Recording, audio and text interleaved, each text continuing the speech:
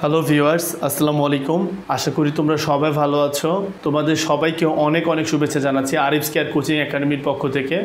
নবম দশম শ্রেণীর ব্যবসা শিক্ষা শাখার শিক্ষার্থী বন্ধুরা, আজকে তোমাদের সাথে কথা বলবো হিসাব বিজ্ঞান বইয়ের প্রথম অধ্যায়টি নিয়ে।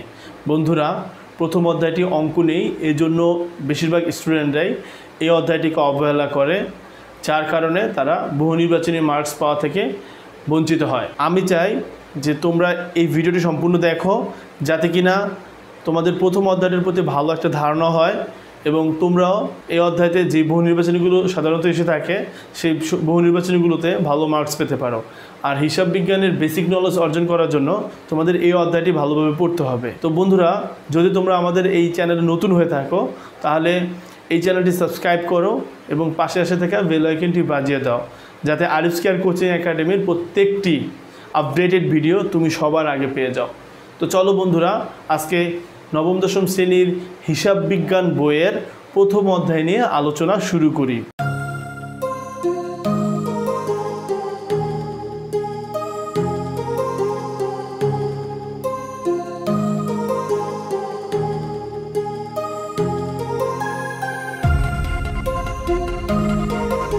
বন্ধুরা, তোমরা দেখতে পাচ্ছ আমি হিসাব বিজ্ঞানের প্রথম অধ্যায় সম্পর্কিত বেশ কিছু ইনফরমেশন এই বোর্ডে লিখে রেখেছি। তো আজকে আমার যে আলোচ্য সূচি, সে আলোচ্য সূচি হচ্ছে হিসাব বিজ্ঞান কী, হিসাব বিজ্ঞানের উদ্দেশ্য ও প্রয়োজনীয়তা, উৎপত্তি ও ক্রমবিকাশ, হিসাব বিজ্ঞানের ব্যবহারকারী কারা, এছাড়া হচ্ছে সবার শেষে আলোচনা করব হচ্ছে হিসাব বিজ্ঞানের জবাবদিহিতা। বন্ধুরা, এই প্রথম অধ্যায়টির নাম হচ্ছে হিসাব বিজ্ঞানের পরিচিতি। নবম দশম শ্রেণীর ব্যবসা শিক্ষা শাখার শিক্ষার্থী বন্ধুরা সবাই যারা কিনা হিসাব বিজ্ঞান পড়তে আসে তারা এই অধ্যায়টিকে অনেক বেশি অবহেলা করে, কারণ তোমাদের এই বইতে মোট যেই 12টি অধ্যায় আছে, এই 12টি অধ্যায়ের প্রত্যেকটিতেই অঙ্ক আছে, কম আর বেশি, কিন্তু এই অধ্যায়টিতে কোনো অঙ্ক নেই। যেহেতু এই অধ্যায়টিতে কোনো অঙ্ক নেই, তাই হিসাব বিজ্ঞানের স্টুডেন্টরা এই অধ্যায়টিকে অবহেলা করে। তো তোমাদের হিসাব বিজ্ঞান পরীক্ষায় যে 100 মার্কের সিলেবাসটা, সে 100 মার্কের সিলেবাসে কিন্তু টোটাল 11টা সৃজনশীল আসে, তার মধ্যে 7টা সৃজনশীল প্রশ্নের আনসার করতে হয়, এছাড়া 30টা বহু নির্বাচনী প্রশ্ন আসে।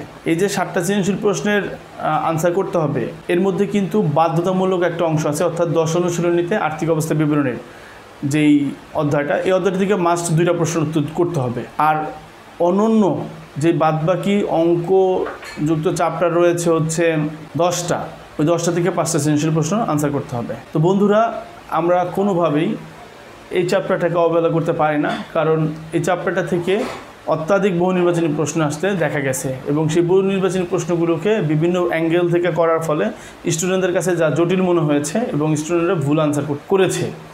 তো আমি এজন্যই সকল শিক্ষার্থীদের বলি যে হিসাব বিজ্ঞানটাকে বুঝতে হলে, হিসাব বিজ্ঞান কি, হিসাব বিজ্ঞান কেন আমরা করব, এই যে ধারণাটা, এটা ক্লিয়ার করতে হলে তোমাদেরকে এই অধ্যায়টা অধ্যয়ন করতেই হবে। যদি তোমরা এই অধ্যায়টা অধ্যয়ন না করো তাহলে হিসাব বিজ্ঞানের বেসিক কিছু কথাবার্তা মিসিং করে যাবে এবং হিসাব বিজ্ঞানের বেসটা থেকে তোমরা বিচ্ছিন্ন হয়ে যাবে। অনেক কোচিং সেন্টারই দেখা যায় বা দেখা যাচ্ছে স্কুলের টিচাররাও প্রথম অবস্থায় অঙ্ক করানো শুরু করে দেয় হিসাব বিজ্ঞানের, কিন্তু এটা একদমই ঠিক না। অর্থাৎ প্রাথমিক অবস্থায় হিসাব বিজ্ঞানের এই অধ্যায়টাকে অধ্যয়ন করাতেই হবে। এই অধ্যায়টাকে উপর আমি এত বেশি জোর দিচ্ছি এই কারণে যে যদি কিনা কোনো শিক্ষার্থী এই অধ্যায়টা না পড়ে তাহলে সেই হিসাব বিজ্ঞানের মূল জিনিসগুলো জানলো না। কারণ নবম দশম শ্রেণীতেই প্রাথমিক অবস্থায় এই বইটা, অর্থাৎ হিসাব বিজ্ঞানের একটা চিকন একটা বই দেওয়া হয়েছে, এর আগে কিন্তু হিসাব সংক্রান্ত কোনো কিছু তোমরা আগে পড়ো নি। তো এই অবস্থায় যদি তোমরা এটা মিসিং করো তাহলে হিসাব বিজ্ঞান সংক্রান্ত তোমাদের কোনো জ্ঞানই আসলে অর্জিত হয়নি। হয়তো তোমরা জাবেদা করতে পারবে, খতিয়ান করতে পারবে, রেওয়ামিল করতে পারবে, প্রথম অধ্যায় না পড়লেও সেগুলো করা যাবে, কিন্তু হিসাব বিজ্ঞান সংক্রান্ত যেই বেসিক কথাবার্তা আছে বা হিসাব বিজ্ঞান সংক্রান্ত যে বেসিক নলেজটুকু আছে, সেই নলেজটুকু কিন্তু তোমরা অর্জন করতে পারবে না বা তোমরা ব্যর্থ হবে। সেক্ষেত্রে পরবর্তী সময়ে এটা তোমাদের একটা ব্যর্থতার কারণ হতে পারে। তো আমি চাই যে তোমরা এই অধ্যায়টি ভালোভাবে অধ্যয়ন করো। পাশাপাশি দেখা গেছে বহু নির্বাচনী প্রশ্নের জন্য কিন্তু তোমরা এই অধ্যায়টি অধ্যয়ন করতে বাধ্য। তো চলো বন্ধুরা, আমি এই আলোচনা বাদ দিয়ে এখন আমাদের মূল আলোচনায় যাই। তো তোমাদের কাছে রিকোয়েস্ট রইল আমার যে তোমরা অবশ্যই এই অধ্যায়টি ভালোভাবে অধ্যয়ন করবে। তো প্রথম প্রশ্ন হচ্ছে হিসাব বিজ্ঞান কী। অনেক সময় আছে হিসাব বিজ্ঞানের স্টুডেন্ট যারা, তারাও কিন্তু এই প্রশ্নটা করলে মানে একটা অন্যরকম ভাব হয়ে যায়, তার প্রশ্নটার উত্তর দিতে পারে না। অর্থাৎ হিসাব বিজ্ঞান কাকে বলে বা হিসাব বিজ্ঞান কি, এই প্রশ্নের উত্তর তারা জানে না, কারণ তারা প্রাথমিক অবস্থা থেকেই অঙ্ক করা শুরু করেছে। হিসাব বিজ্ঞান তারা মূল যে বিষয়টা তারা বুঝতে চায় না। তো বন্ধুরা দেখো, আমি আমার নিজের মতো করে একটা সংজ্ঞা এখানে লিখে রেখেছি। যে সংজ্ঞাটা আমি বলেছি, হিসাব বিজ্ঞান হচ্ছে এমন একটি প্রক্রিয়া যার মাধ্যমে কোনো ব্যক্তি বা প্রতিষ্ঠানের যাবতীয় আর্থিক কার্যাবলী, এখানে আমি একটু মার্ক করছি, চিহ্নিতকরণ, লিপিবদ্ধকরণ, শ্রেণীবদ্ধকরণ এবং একটি নির্দিষ্ট সময় শেষে আর্থিক ফলাফল প্রদর্শন করা। এই যে প্রক্রিয়াগুলো, এই প্রত্যেকটা প্রক্রিয়াই হচ্ছে হিসাব বিজ্ঞানের এক একটা অংশ। অর্থাৎ এটা হিসাব বিজ্ঞানের মাধ্যমেই সম্ভব। অর্থাৎ লেনদেন চিহ্নিত করা থেকে শুরু করে ফলাফল প্রদর্শন করা পর্যন্ত এগুলো সবই হচ্ছে হিসাব বিজ্ঞানের কার্যাবলীর অন্তর্ভুক্ত। তো বন্ধুরা, আমি আশা করি তোমরা এই সংজ্ঞাটি বুঝতে পেরেছো। আর এই সংজ্ঞাটি চেষ্টা করবে তোমরা মুখস্থ রাখার, অর্থাৎ যে কেউ যাতে তোমাকে জিজ্ঞেস করলে তোমরা সেই প্রশ্নটার উত্তর দিতে পারো যে হিসাব বিজ্ঞানটা আসলে কী। অর্থাৎ একটা ব্যবসা প্রতিষ্ঠানের বা কোনো ব্যক্তির যে লেনদেন মানে আর্থিক যে ঘটনাবলী, সেই ঘটনাবলী তোমার চিহ্নিত করা, লিপিবদ্ধ করা, শ্রেণীবদ্ধ করা থেকে শুরু করে সবার শেষে আর্থিক ফলাফল প্রদর্শন করাটাই হচ্ছে হিসাব বিজ্ঞানের মূল কাজ বা হিসাব বিজ্ঞানের মূল দায়িত্ব। বন্ধুরা, এই সংখ্যাটি বোঝার পরে তোমাদেরকে ব্যবসা সংক্রান্ত একটু ধারণা দিচ্ছি। ধরো কেউ যদি একটা বিজনেস করতে শুরু করলো, আমরা প্রাথমিক অবস্থায় সেই বিজনেসটা ধরে নিলাম যে ফলের ব্যবসা। তো ধরো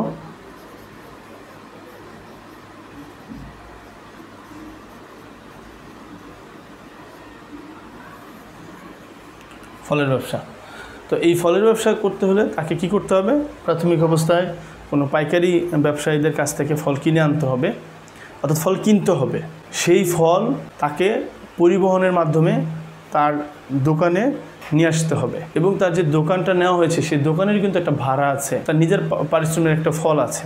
এই সকল কিছু যোগ করে পাশাপাশি তার সাথে মুনাফাটা যোগ করে তারপর কিন্তু তাকে ফলের দামটা নির্ধারণ করতে হবে। এই যে সামগ্রিক যে প্রক্রিয়াটা তোমাদের কাছে বললাম, এই পুরো প্রক্রিয়াটা কিন্তু এই হিসাব বিজ্ঞানের অন্তর্ভুক্ত, এবং হিসাব বিজ্ঞানের মাধ্যমে এটা তাকে নির্ণয় করতে হবে। অন্যথায় সেই ব্যবসায়ী লাভের মুখ দেখবে না, দেখা গেছে যে ক্ষতির সম্মুখীন হওয়াটাই সম্ভাবনা বেশি, কারণ হিসাব বিজ্ঞান সংক্রান্ত তার কোনো জ্ঞানই নেই। তাহলে কি এখন মনে প্রশ্ন জাগতে পারে যে আশেপাশে যে দোকানদার বা ছোট ছোট দোকানদারদের দেখছি, তারা কি আসলে হিসাব বিজ্ঞান ফলো করে কিনা? বন্ধুরা, তারা হিসাব বিজ্ঞান না ফলো করলেও তারা কিন্তু একটি নির্দিষ্ট হিসাব রাখে, যা কিনা আমাদের এই বইয়ের অন্তর্ভুক্ত একতরফা দাখিলা পদ্ধতির। আর আমরা এখন যেহেতু প্রাথমিক অবস্থায় হিসাব বিজ্ঞানটা আলোচনা করছি, এখনও একতরফা দাখিলা পদ্ধতি, দুতরফা দাখিলা পদ্ধতি হয়তো তোমাদের মাথায় ঢুকবে না। আর কিছুদিন পরে যখন আমরা কিনা দুতরফা দাখিলা পদ্ধতি এবং একতরফা দাখিলা পদ্ধতি সংক্রান্ত টিউটোরিয়ালও আপলোড করব, তখন হয়তো তোমাদের কাছে সেটা বোধগম্য হবে। তো বন্ধুরা, চলো আমরা আলোচনা করি পরবর্তী টপিকটা, যেটা হচ্ছে হিসাব বিজ্ঞানের উদ্দেশ্য ও প্রয়োজনীয়তা। তো হিসাব বিজ্ঞানের উদ্দেশ্যটা কি? তো হিসাব বিজ্ঞানের প্রাথমিক উদ্দেশ্য যদি বা প্রয়োজনীয়তা যদি তোমাদের কাছে আমি ডিসক্রাইব করি, তাহলে প্রাথমিক উদ্দেশ্য হচ্ছে একটা প্রতিষ্ঠানের সমস্ত লেনদেনগুলো লিপিবদ্ধ করা। এটা হচ্ছে হিসাব বিজ্ঞানের এবং প্রথম এবং প্রধান বলতে পারো তোমরা, একদম যে প্রতিষ্ঠানের যতগুলো আর্থিক কার্যাবলী হবে বা ঘটনা হবে, সেই ঘটনাগুলো হিসাবের খাতায় লিপিবদ্ধ করতে হবে। দ্বিতীয় উদ্দেশ্যের কথা যদি বলি বন্ধুরা, তাহলে এই যে হিসাবটা লিপিবদ্ধ করলো, এই চিহ্নিত করার পরে দেখা গেছে সেটা শ্রেণীবদ্ধকরণ, তারপর হচ্ছে ব্যাখ্যাকরণ, একটা নির্দিষ্ট সময় শেষে আর্থিক অবস্থার ফলাফল প্রদর্শন করাটা হচ্ছে হিসাব বিজ্ঞানের অন্যতম আরেকটা উদ্দেশ্য।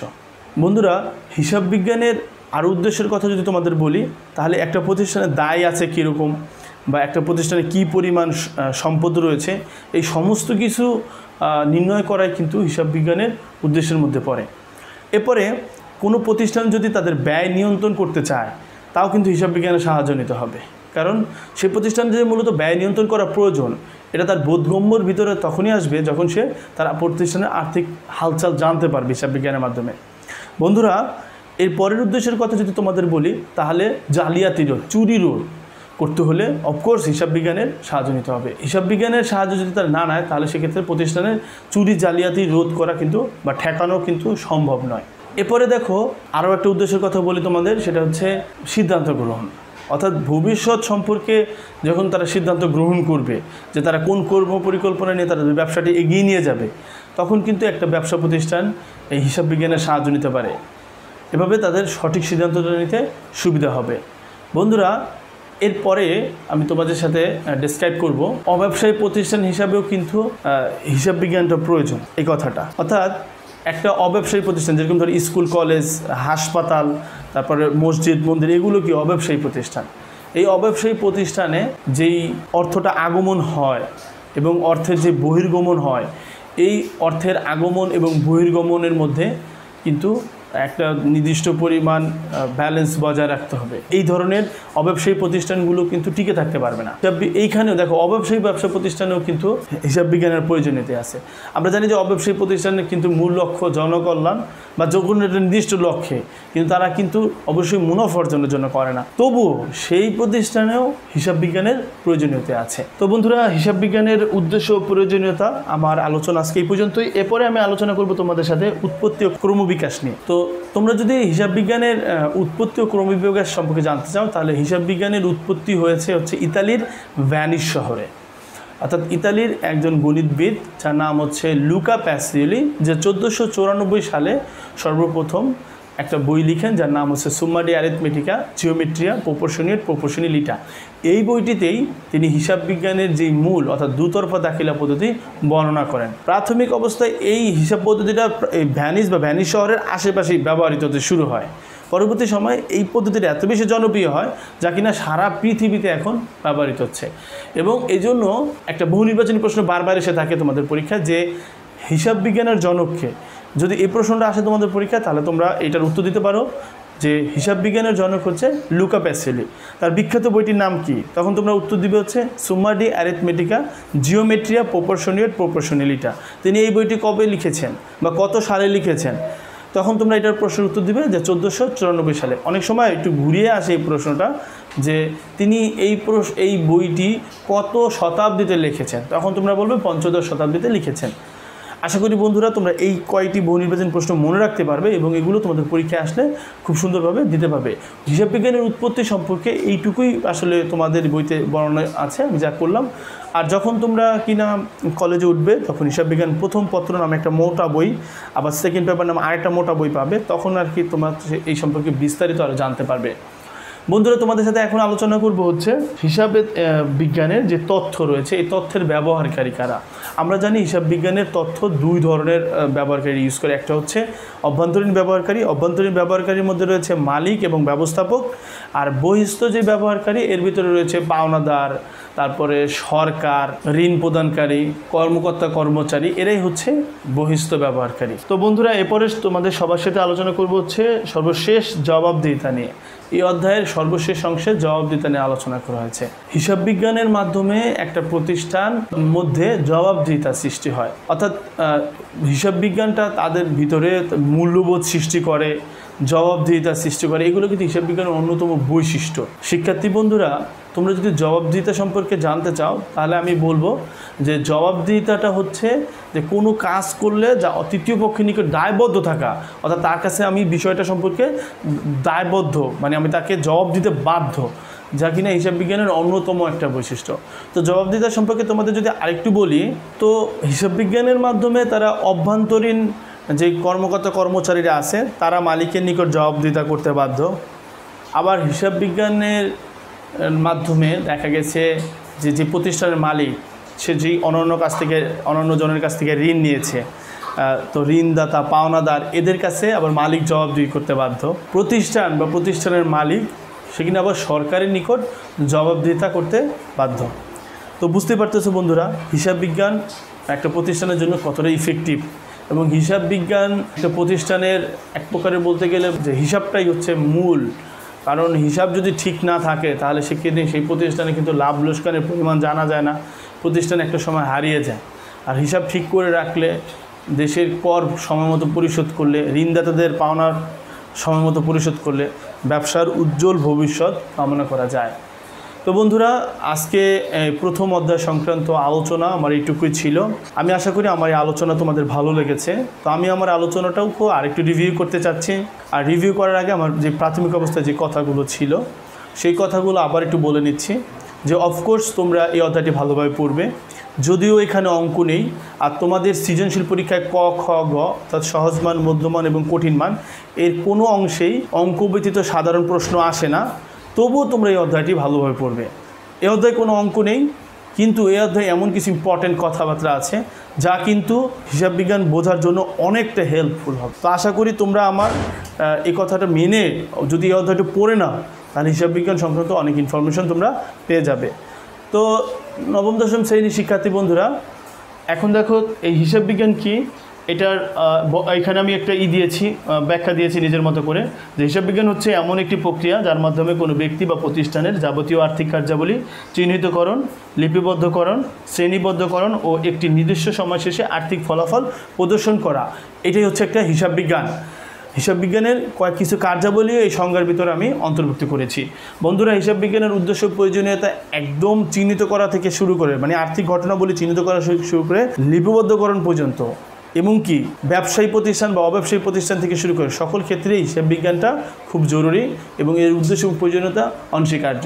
বন্ধুরা, এরপরে এর উৎপত্তি তো বললাম, ইতালির ভ্যানিস শহরে হয়েছে এবং এর জনক হচ্ছে লুকা প্যাসিওলি। তার বিখ্যাত একটি বই আছে যা তোমাদের বইতে নামটা দেওয়া আছে, দেখে নিও তোমরা।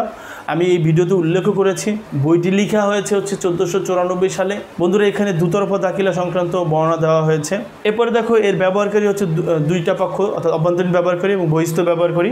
জবাবদিহিতা মালিক বা কর্মকর্তা কর্মচারীরা মালিকের কাছে জবাবদিহিতা করবে, মালিক পাওনাদার বা ঋণদাতাদের কাছে জবাবদিহিতা করবে। এরপরে হচ্ছে মালিক সরকারের কাছে জবাবদিহিতা করবে বা প্রতিষ্ঠান সরকারের কাছে জবাবদিহিতা করবে, অর্থাৎ হিসাব বিজ্ঞান জবাবদিহিতাও সৃষ্টি করে। তো এই ছিল আমার আলোচনা নবম দশম শ্রেণীর ব্যবসা শিক্ষা শাখার শিক্ষার্থী বন্ধুরা। আশা করি আমার এই ভিডিওটি তোমাদের ভালো লেগেছে। যদি আমার এই ভিডিওটি তোমাদের ভালো লেগে থাকে তাহলে লাইক, কমেন্ট ও শেয়ার করতে ভুলবে না।